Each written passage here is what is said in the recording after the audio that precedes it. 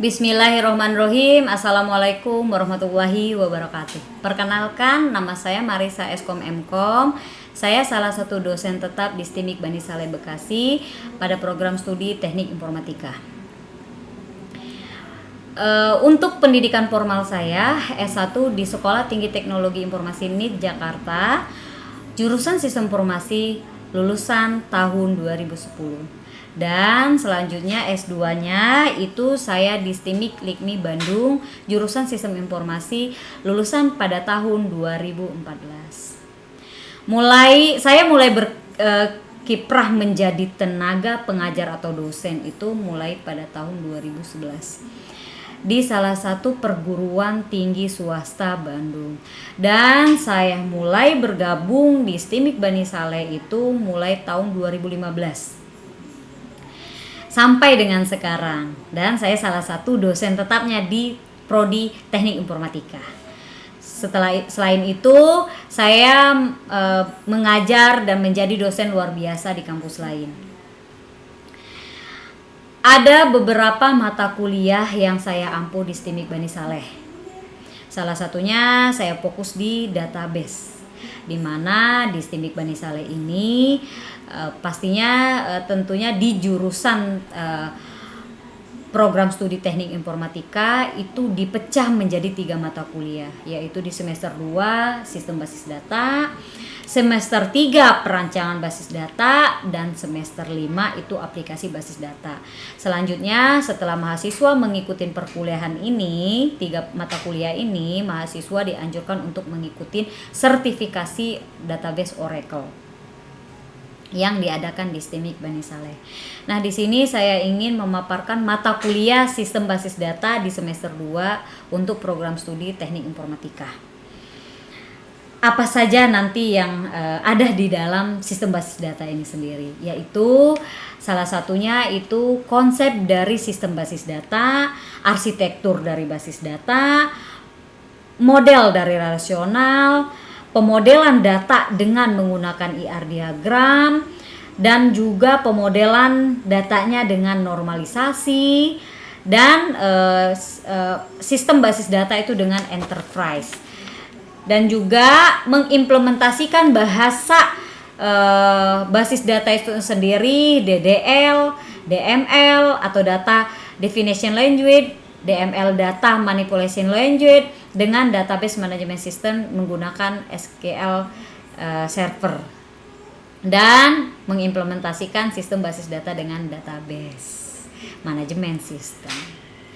Adapun capaian pembelajaran untuk mata kuliah ini, yaitu mahasiswa itu bisa memahami konsep dari teori sistem basis data itu sendiri, karakteristiknya, keuntungan dan kerugiannya dalam penggunaan basis data, serta komponen dari basis data itu sendiri.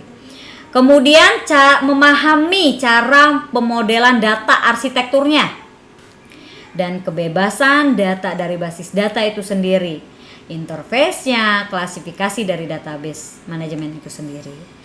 Dan setelah itu memahami model dari relasionalnya, memahami atau bisa membuat IR diagram, bisa membuat juga atau merancang dengan menggunakan normalisasi, dan mahasiswa juga mampu memahami fungsi dari DDL atau bahasa SQL, Data Definition Language, dan DML itu Data Manipulation Language.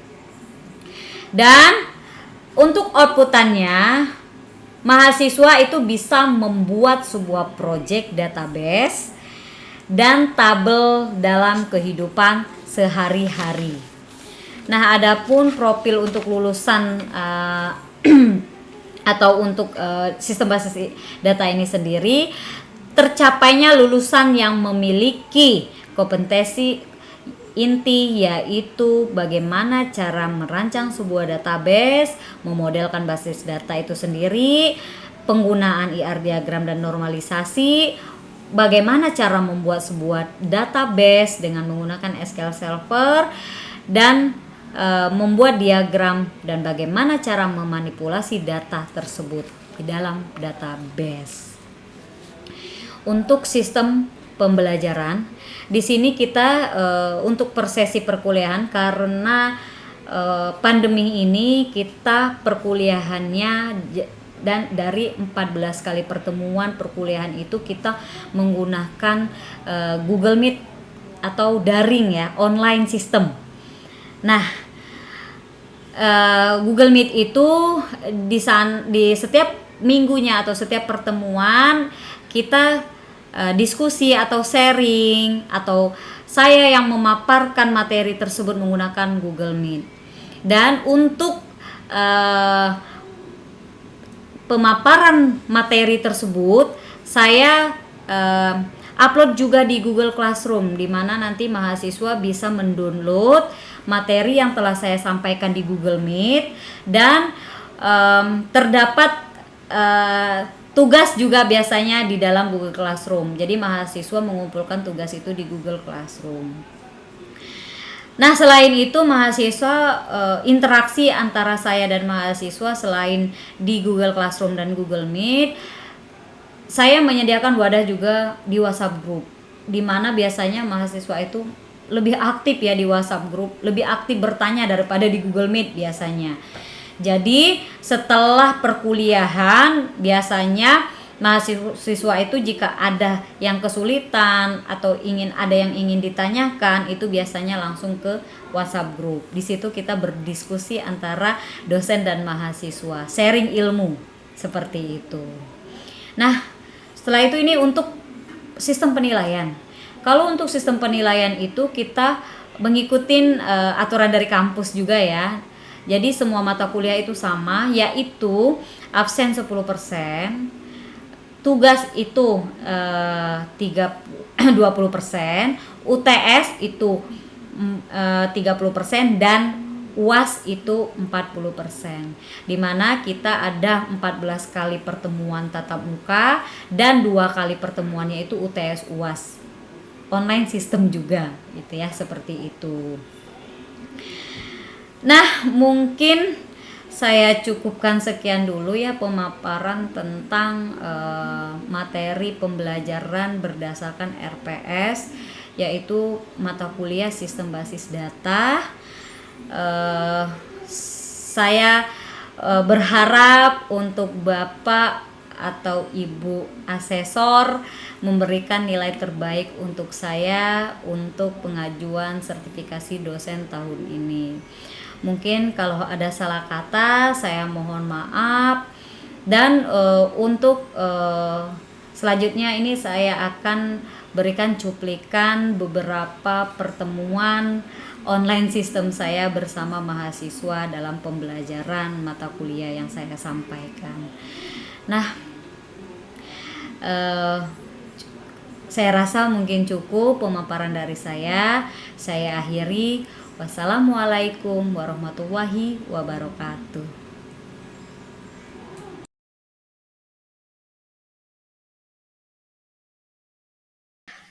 Baiklah, bismillahirrahmanirrahim. Assalamualaikum warahmatullahi wabarakatuh.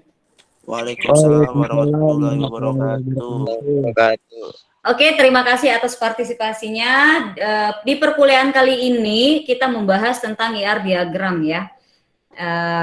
Dan untuk pertemuan kali ini gitu ya, ini di sistem basis data, nanti kita belajar bagaimana cara merancang database itu dengan menggunakan IR diagram. Oke ya, baiklah, saya akan share materi yang akan disampaikan pagi hari ini. Pemodelan data atau bisa kita ini dengan data modeling. Oh ya, suara saya kedengeran kan? Jelas? Jelas. Oke, terima kasih ya. Terima kasih untuk kelas TI 2A pagi ya. Gitu ya. Jadi kalau nanti ada suara saya putus atau apa, tolong nanti di ini aja, infoin aja. Seperti itu. Nah, sebelum kita berbicara tentang IR diagram itu sendiri, nah, di sini ada namanya model dari basis data. apa sih yang dimaksud dengan model basis data itu sendiri gitu ya. Dan di sini itu kita bagaimana bisa mengintegrasikan atau menggambarkan sebuah data, cara hubungan antara data dan batasan-batasan data tersebut. Nah, fungsinya di sini untuk mempresentasikan data sehingga data tersebut itu akan mudah dipahami. Itu ya yang dimaksud dengan model dari basis data. Nah, di sini ada pelepelan pada abstraksi data dan di sebelah kiri gambar itu dia itu gambaran dari abstraksi data. Itu ada 3 level. Level pertama itu pandangan pemakai atau view level, kedua secara konsep level gitu ya. Konsep level itu menggambarkan data apa yang akan disimpan di dalam database itu sendiri. Biasanya digunakan oleh adminnya, administrator ya. Dan level fisik atau fisik ini paling rendah ini ya di level fisik ini. Di sini menggambarkan bagaimana data disimpan dalam kondisi sebenarnya. Kita lihat ini hubungan level tadi antara level abstraksi data, di mana di situ view 1 itu contohnya sebuah bagian keuangan, bagian akuntansi dan lain sebagainya, level terkonseptual, dan ada fisiknya seperti itu ya. Nah, fisik tadi dia level paling rendah. Nah, di pertemuan kali ini kita membahas tentang pemodelan ya, pemodelan data. Nah, di sini bisa dibedakan menjadi 2. Secara konseptual data modeling itu dengan menggunakan atau menggambarkan IR diagram, dan physical data modeling atau bisa kita ini dengan skema database atau relasi antar tabel. Nah, untuk penggambarannya atau pemodelannya kita menggunakan entity relationship diagram atau bisa disingkat dengan IR diagram. Nah, kita lanjut ya. Di sini juga kita mendefinisikan model secara konseptual nih tadi. Kan konseptual tadi kan kita menggunakan IR diagram ya untuk penggambarannya. Bagaimana menggambarkan mereka secara visual pada diagram tersebut. Dan biasanya merupakan blueprint untuk merancang hal fisiknya. Itu ya kalau ini masuk dengan model konseptual. Gitu ya. Nah, di sini ada beberapa juga definisi dari model konseptual nih tadi. Nah, yang paling ini tadi kita diilustrasikan menggunakan IR diagram dalam menyelesaikan proses data modeling tersebut. Ya. Nah, sebuah model gitu ya. Semua model konseptual ini penting untuk bisnis gitu kan. Karena di sini kita lihat, kita menjelaskan proses kebutuhannya, menjelaskan kesalahan dan kesalahpahamannya, gitu ya. Dan bentuk dasar yang kuat dalam mendesain database fisik. Oh ya, saya mau tanya ini modulnya ke-share kan ya sama saya ya? Kelihatan nggak modulnya? Kelihatan, Bu. Kelihatan Bu, kelihatan. Oke, ya ini modul ini udah saya share juga di Google Classroom ya. Jadi takutnya saya belum ke-share ini tadi di sininya gitu ya, di Google Meet-nya. Baik, kita lanjut kembali. Nah, di sini ada model data berbasis objek. Di sini kita menggunakan konsep yang tadi ya. Nah, apa saja ada jenis dari model data tersebut gitu ya. Ada yang namanya entity relationship, skematik, fungsional, dan object oriented. Seperti itu. Coba ya, bentar saya buka dulu. Oh, ini masih oke, sip. Coba kita lanjut lagi ya. Nah, ada 3 jenis model data yang berbasis recon tadi. Ada relasional, ada hierarki, dan ada network. Di mana relasional ini model data yang biasanya ini populer ya, 2 dimensi antara relasi dan tabel. Dan ada namanya hierarki itu sebagai pohon, model pohon. Kalau network atau jaringan, biasanya ini salah satu contohnya itu setiap anak bisa memiliki lebih dari satu orang kendali dan sebagainya, seperti itu ya. Nah, kita lanjut ke entity relationship model nih tadi. Di sini semua entitas dan atribut serta semua hubungan antara entitas yang paling penting biasanya di sini melatar belakangi seperti entitas, tipe data, dan kendala-kendalanya. Jadi model tidak memerlukan diagram, tapi diagram biasanya alat untuk yang sangat berguna dalam pembuatan sebuah database. Seperti itu ya. Oke. Sebelum kita masuk ke IR diagram, kira-kira ada yang ingin ditanyakan? Ada atau lanjut? Halo, pada tidur ya? Lanjut, Bu. Lanjut. Lanjut, Bu, Oke. lanjut. Oke, berarti belum ada kendala ya. Oke, kita lanjut. IR diagram atau disebut dengan entity relationship diagram. Nah, konsep yang paling dasar di model IR ini sendiri berupa entitas, relationship, dan atribut. Gitu ya. Nah, IR itu sendiri dia merupakan gambaran atau diagram yang menunjukkan informasi di mana dia dibuat, disimpan, dan digunakan dalam sistem. Biasanya IR itu sendiri digunakan dalam tahapan analisis perancangan database.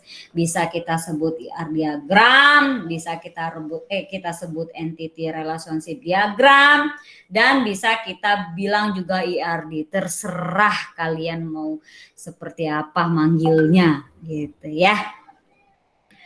Oke, kita masuk ke konsep utama dari model IR tadi ya. Entitas, dia nggak usah ini ya, kita tuh ada entitas, ada relasi, dan ada atribut. Hanya itu sebenarnya ya. Dan constraint itu batasan gitu ya. Nanti kita bahas satu-satu, entitas itu seperti apa, relationship itu apa, atribut itu seperti apa. Dan salah satu komponen dari IRD ya. Seperti inilah salah satu komponen-komponen dari IRD tersebut. Nah, yang pertama, elemen-elemen dari IRD tadi kan ada entitas, ada relasi, ada namanya atribut. Kita pertama entitas dulu. Entitas itu dia itu bisa berupa orang, bisa berupa kejadian, benda, dan lain sebagainya. Ya. Contoh, entitas mahasiswa. Apalagi? Contoh, entitas mobil, boleh. Contoh, entitas buku, nggak apa-apa. Nah, cuman ini kita lihat entitas itu dia terdapat dua, namanya ada weak entity dan strong entity, atau entitas kuat dan entitas lemah.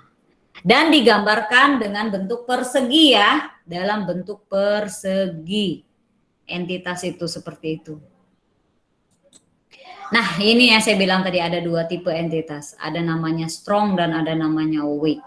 Contoh kalau strong itu dia bisa berdiri sendiri tanpa tergantung dengan entitas lain. Kalau weak dia itu keberadaannya itu tergantung pada entitas lain. Seperti itu ya. Seperti ini penggambarannya.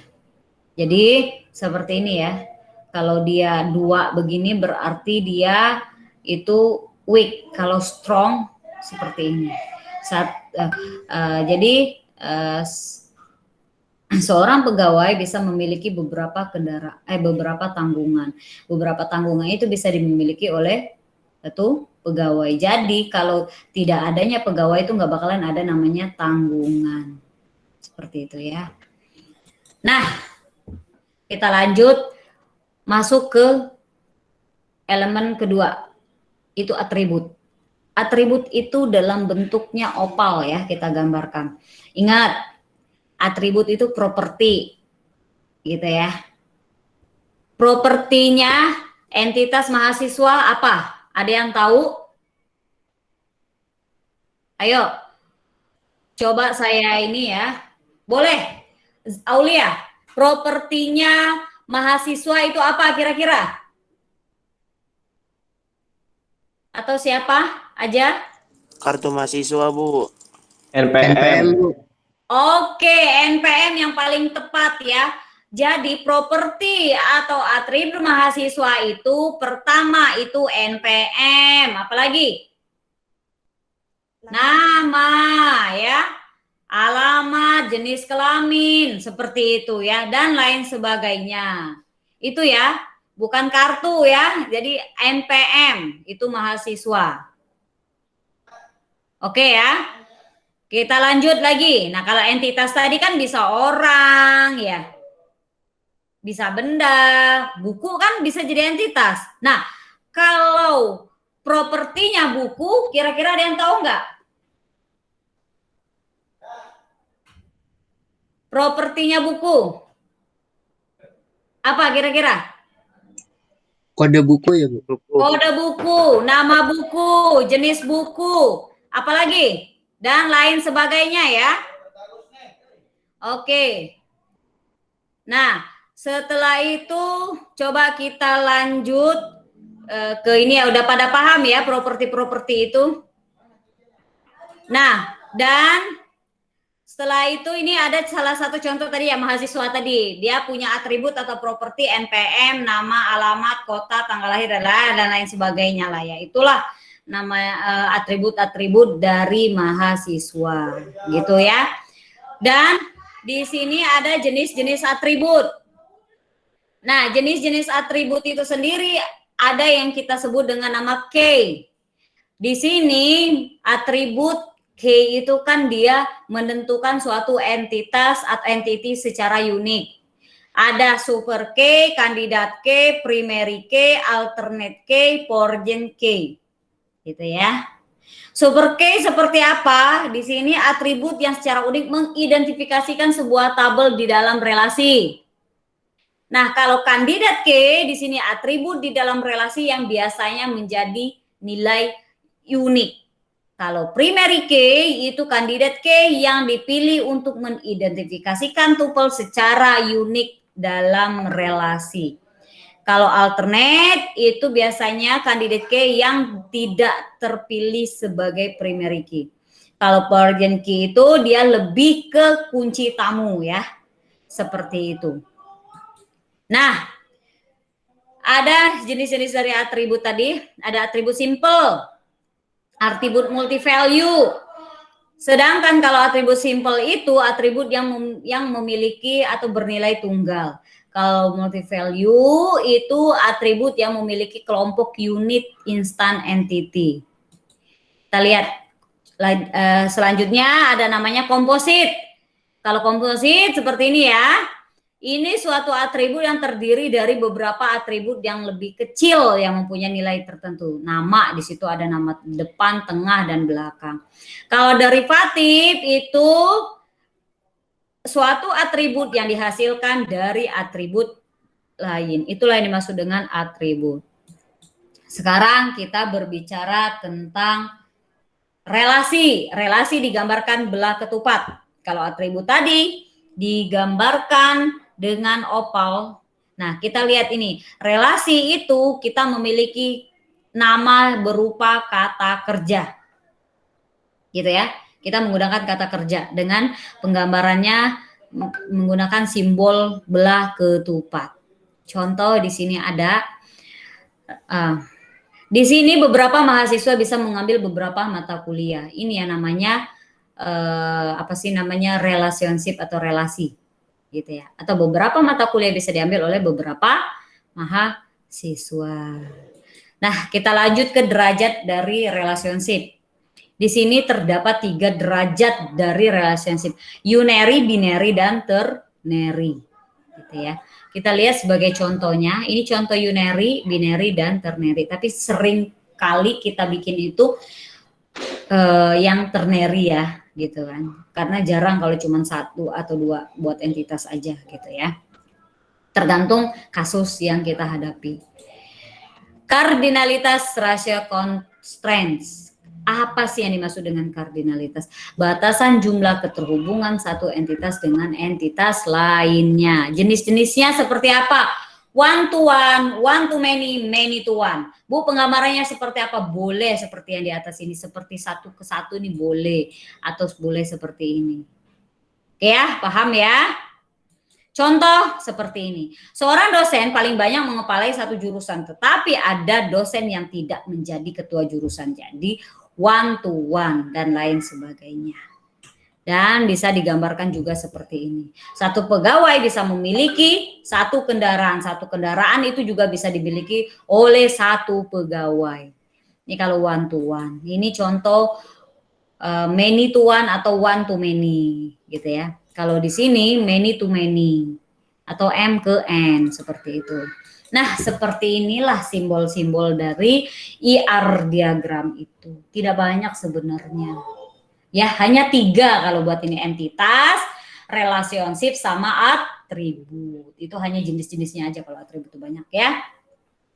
Jadi Bu, gimana pertama yang harus kita lakukan dalam pembuatan IR diagram? Di sini saya punya metodologi dalam penggambaran IR diagram.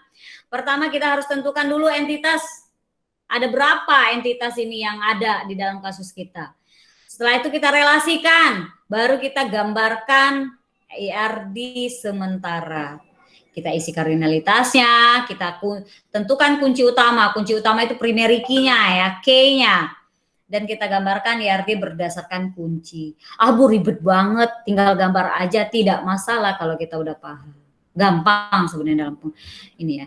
Nah, kira-kira ada yang mau ditanyakan nggak dengan materi IR diagram ini? Ada kira-kira? Bagaimana? Saya lanjut ya. Lanjut. Lanjut, Bu. Oke, terima kasih ya. Masih setia. Nah, di sini kita ada contoh kasus. Saya pengen tahu nih. Di sini kan ada suatu hasil ujian dinyatakan dengan atribut sebagai berikut. Oh, berarti dia di contoh kasus ini dia sudah menyatakan sudah ada atribut ya. Berarti yang harus kita cari nih apa nih? Dia minta gambarkan IR-nya. Jadi kira-kira apa nih yang kita cari di sini? Ada yang tahu?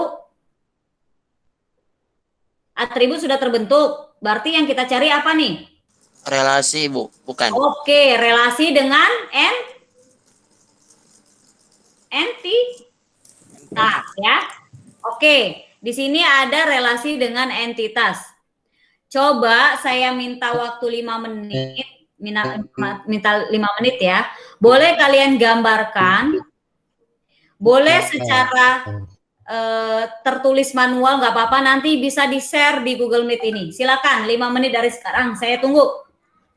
Nanti kalau yang udah, Bu, saya sudah Bu. Nanti silakan di-share di ini ya. Boleh difoto, tulis manual di foto, nanti bisa di-share di komputernya. Ayo, saya tunggu. Kira-kira 5 menitan lah.